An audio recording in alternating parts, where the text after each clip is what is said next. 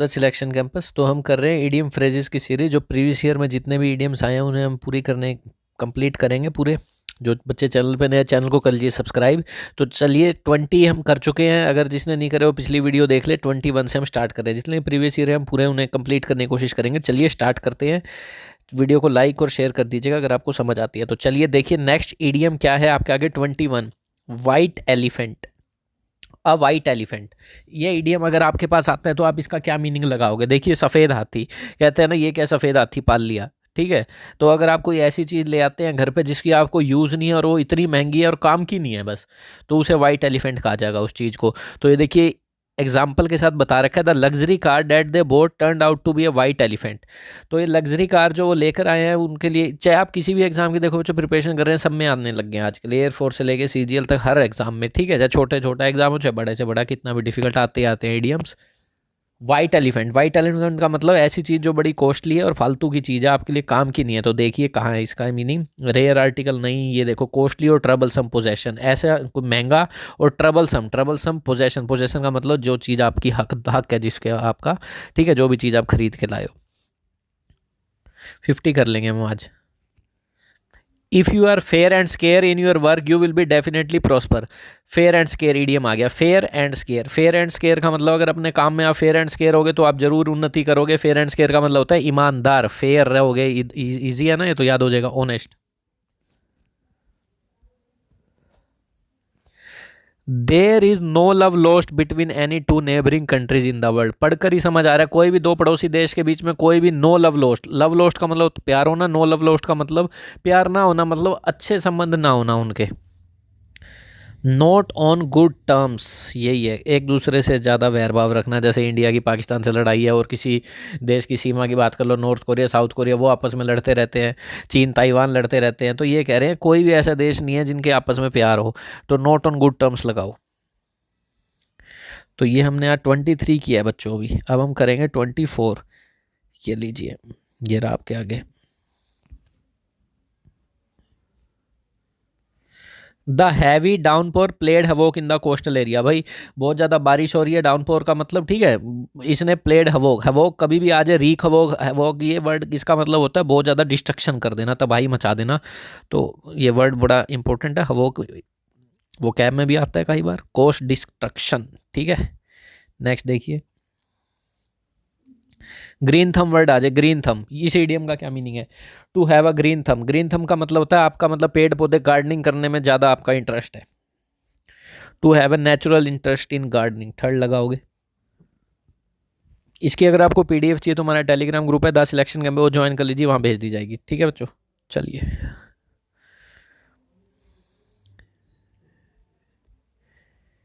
Next काफ़ी easy है। When he saw the snake he took to the heel. Heel का मतलब कभी भी आ जाए तो इसका मतलब दौड़ने से रिलेटेड कुछ है। ठीक है, इंतजार या दौड़ना। तो देखो ये स्नेक पैरों से रिलेटेड, मतलब जैसे उसने स्नेक को देखा, ही टुक टू द हील, तो सिंपल बात है भाग गया डर में, यही होगा, ran away.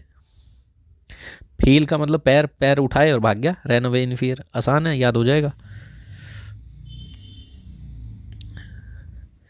He has to abide by the hard and fast rule of the company. उसको अबाइड बाय, अबाइड बाय का मतलब होता है फॉलो करना, उसको फॉलो करने होंगे हार्ड एंड फास्ट। क्या है एडीएम नेक्स्ट हमारा, hard and fast. Hard and fast का मतलब क्या है, हार्ड एंड फास्ट का मतलब सिंपल है, स्ट्रिक्ट रूल। उसको कंपनी के सारे स्ट्रिक्ट रूल मानने पड़ेंगे। हार्ड एंड फास्ट रूल का मतलब होता है स्ट्रिक्ट भी होता है, फिक्स भी होता है। Strict fixed rule, hard and fast rule नहीं है, कोई फिक्स रूल नहीं है, स्ट्रिक्ट भी कह सकते हैं इसको। She goes to her mother house off and on. Off and on, off and on का मतलब देखो क्या होता है। इसका मतलब होता है ज़्यादातर, फ्रीक्वेंटली, बार बार, महीने में 10 एक बार चली जाती है। तो यूं ही कह रहे हैं अपनी मदर के हाउस के अगर of and on, frequently. Rarely बहुत कम हो जाएगा, समटाइम भी कम हो जाएगा, ओकेजनल भी कम हो जाएगा। फ्रीक्वेंटली मतलब थोड़ा ज़्यादा हो जाएगा। ठीक है, रेयरली मतलब एक दो बार, फ्रीक्वेंटली मतलब 10-15 बार महीने में। तो ये कह देंगे फ्रीक्वेंटली। ऑफ एंड ऑन का मतलब क्या हो गया, ऑफ एंड ऑन जाती रहती है, मतलब फ्रीक्वेंटली, अक्सर।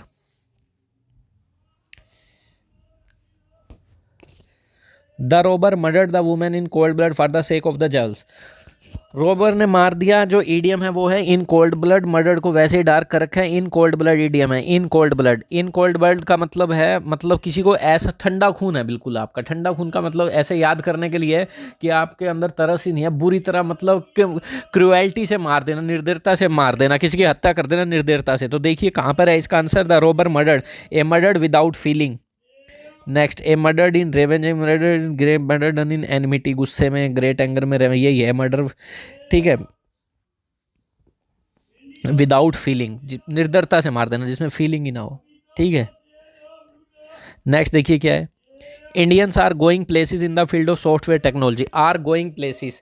इस ईडियम का मतलब ये नहीं है कहीं जाना आना, मीडियम के कुछ और मतलब होते हैं, लिखा चाहे कुछ भी हो।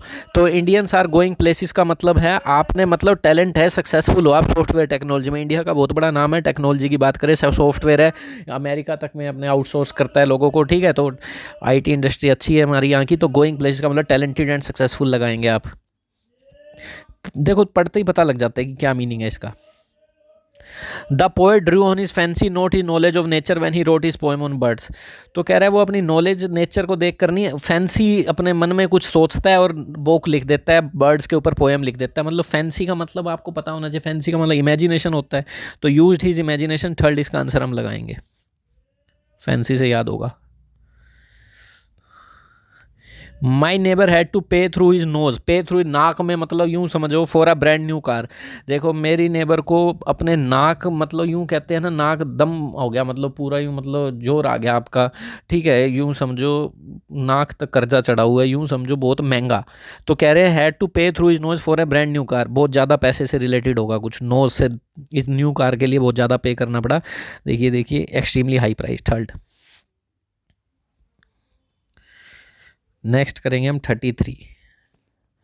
आज मैं सोच रहा हूँ 40 नहीं, आपको 50 तक करवा दूँ। चलिए, very ambitious people do not like to rest on their laurels.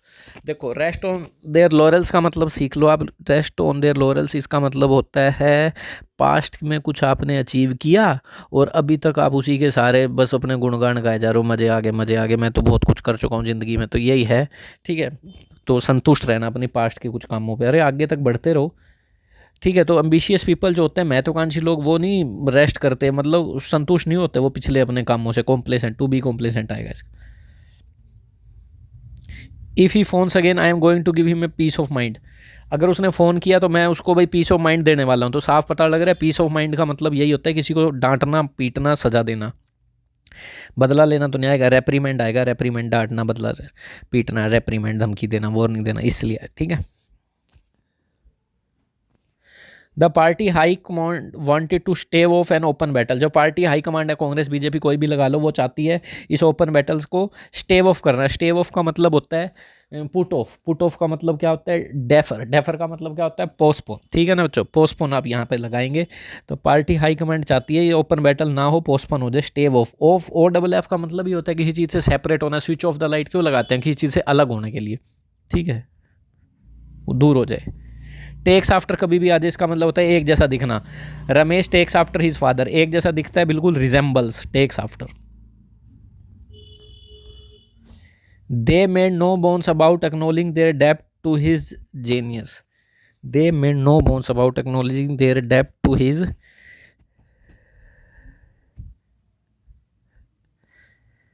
ठीक है। They made no, did not have any hesitation, ठीक है। Acknowledging their depth to his genius.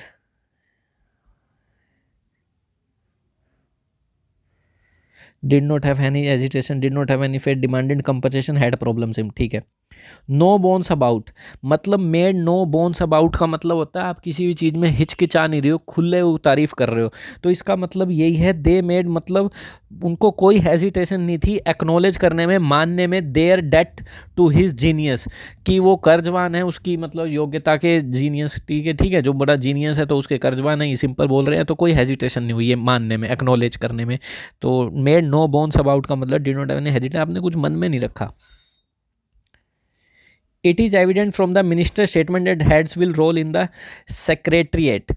Minister की स्टेटमेंट से ऐसे लग रहा है heads will roll. Heads will roll का मतलब होता है आपके सर धड़ से अलग नहीं, आपको निकाल दिया जाएगा। हेड्स विल रोल, निकलो भाई निकलो, रोलिंग करो, भागो यहाँ से। Heads will roll, transfer will take place. Secretariat department में ट्रांसफर होंगे। नहीं, ट्रांसफर नहीं, निकालना होता है, ट्रांसफर नहीं, डिसमिसल। डिसमिसल विल ओकर, ठीक है, डिसमिसल, फोर्थ लगाओगे आप, डिसमिस मतलब पूरी तरह से आपको निकाल दिया जाएगा। उसकी मिनिस्टर की स्टेटमेंट से ऐसे लगा। Made a clean breast of, मतलब अपनी छाती बिल्कुल आपने साफ कर दी, दिल में कुछ नहीं रखा। तो during the last moment of the life the criminal made a clean breast of everything he had done. जो भी उसने किया था सारा कबूल लिया, यही है इसका मतलब। फोर्ट लाई के हीरो नहीं आएगा।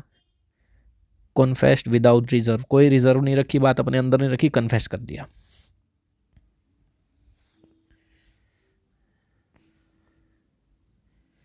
She tries very hard to keep up with her rich neighbours.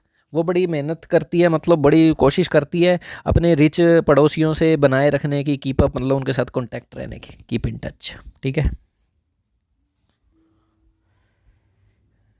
Next, he went on sowing wild oats, he reaped suffering in his later life.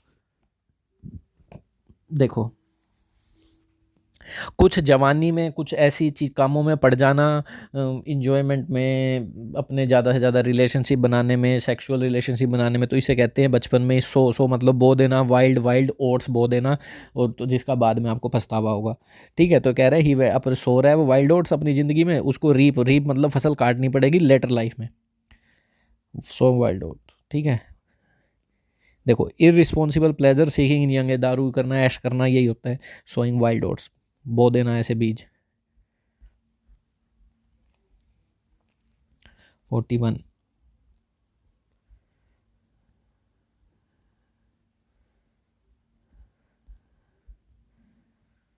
Next,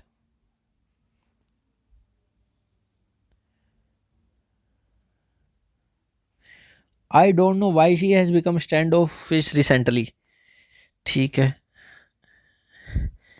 stand of fish recently, aloof का मतलब सुना आपने? Aloof, aloof का मतलब होता है जिसे औरों से कोई लेना देना नहीं है, अपने छत पे चढ़ा हुआ, दुनिया से कोई लेना देना नहीं है, अपना संन्यास लेके बैठा है। स्टैंड ऑफ फिश, क्यों वो ऐसी बन गई है? इनडिफरेंट, इनडिफरेंट का मतलब होता है ये नहीं किसी से डिफरेंट होना, उदासीन, जिसको गरीबों से कोई लेना देना। इनडिफरेंट के साथ हमेशा प्रीपोजिशन टू लगती है। Aloof word, stand of fish का मतलब अलूफ, किसी से लेना देना होना। स्टैंड ऑफ, ऑफ खड़ी हो गया मतलब बिल्कुल ही अलग लोगों से। ये तो आसान है।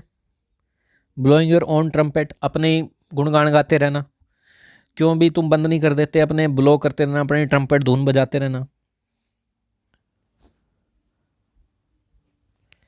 Praising your own abilities and achievements, कई बार आया हुआ ये idiom. I knew he had an axe to grind and turn down his offer for of help.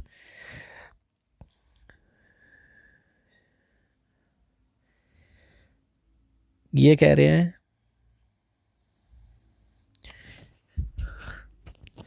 मैं जानता था कि उसका कोई छिपा हुआ मतलब है। एक्स टू ग्राइंड, एक्स कुल्हाड़ी होती है, गिर जाती है किसान की पानी में, मैंने ऐसे याद कर रखा है, किसान की समुद्र में गिर जाती है तो उसको वो कुछ कह देता है कि मेरी तो सोने की थी, ऐसे उल्टा बना लो, वैसे तो वो असली मांगता है, तो फिर वो तीनों ही जल परी उसको देती है। एक्स का मतलब कुल्हाड़ी, तो इससे याद रख लो कि मतलब एक्स का मतलब यूँ है कि उसका कोई छिपा हुआ मतलब है उसका। तो मैं जानता था उसका कोई छिपा हुआ मोटिव है, इसलिए मैंने उसकी ऑफर हेल्प की मना कर दी। जो कुछ मेरे से इंटरेस्ट था उसका, इसलिए मेरी हेल्प करना चाहता था, तो मैंने मना कर दी। मैं जानती थी एक्स टू ग्राइंड है उसके मन में, private interest to serve,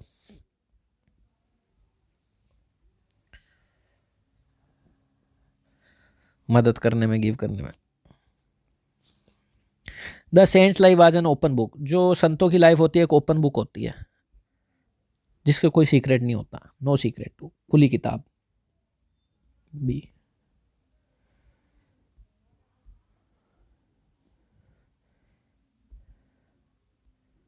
next देखिए क्या है।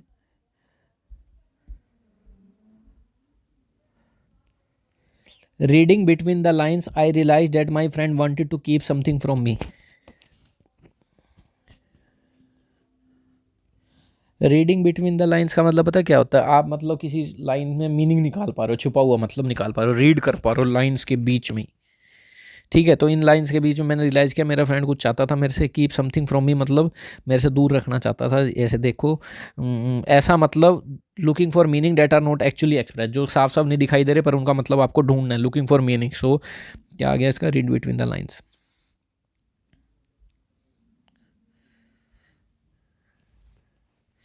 Sometimes it happens that we have to give the devil his due. तो कह रहे हैं कई बार it happens that we have to give the devil his due. कह रहे कभी कभी हम डेविल का मतलब बताया, डेविल का मतलब राक्षस, उसको भी ड्यू मतलब बकाया, उसको भी उसके अच्छे कामों का वो देना चाहिए। भाई अच्छा काम तो किया, ये थोड़ा राक्षस है तो राक्षस जैसा बिहेव करो, उसके अच्छे कामों की तारीफ भी करो। To give credit to even a notorious person, तो ऐसे लोगों को क्रेडिट दो बेशक से नोटोरियस हो, खुकिया तो ठीक है, गंदा आदमी हो, फिर भी डेविल को उसका ड्यू दो, बकाया दो, कर्ज दो उसको जो भी है उसका। ठीक है, पैसे मतलब उसको भी उसकी अच्छाइयों का वो मिलना चाहिए, कुछ अच्छे काम किए हैं तो। To give credit to even a notorious person.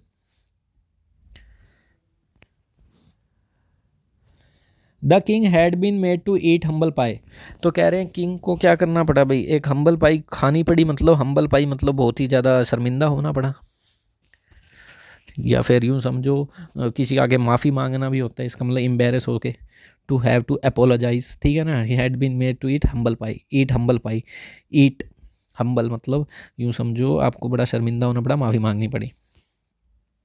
He was given होप्सन choice by the employer, भाई उसको होप्सन चॉइस दी गई, एम्प्लॉयर जो आपको नौकरी पे रखता है कि या तो ये कर या ये तो कर, मतलब फिर आपको वो चुनना ही पड़ेगा क्योंकि आपके पास और कोई चॉइस ही नहीं है, no real choice at all. Option choice वो होती है जब आपके पास कोई और रास्ता ना हो तो आपको करना पड़े। लास्ट,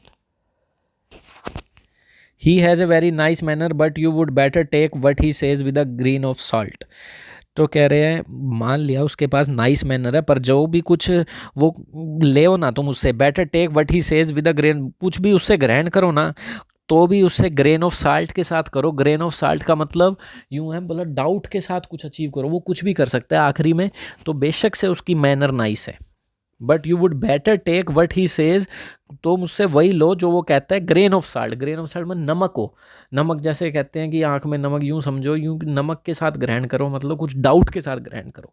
ठीक है, to listen something with considerable doubt, हो गया। चलिए, तो ये थे 50, कल करते हैं हम इससे आगे। तो वीडियो को लाइक और शेयर करिए अपने ग्रुप्स में, जो भी बच्चे प्रिपरेशन कर रहे हैं, इंग्लिश के ईडियम्स तो आते ही हैं हर एग्जाम में, ठीक है, उनकी हेल्प हो सके, रिवाइज हो सके उनका। ठीक है बच्चों, थैंक यू।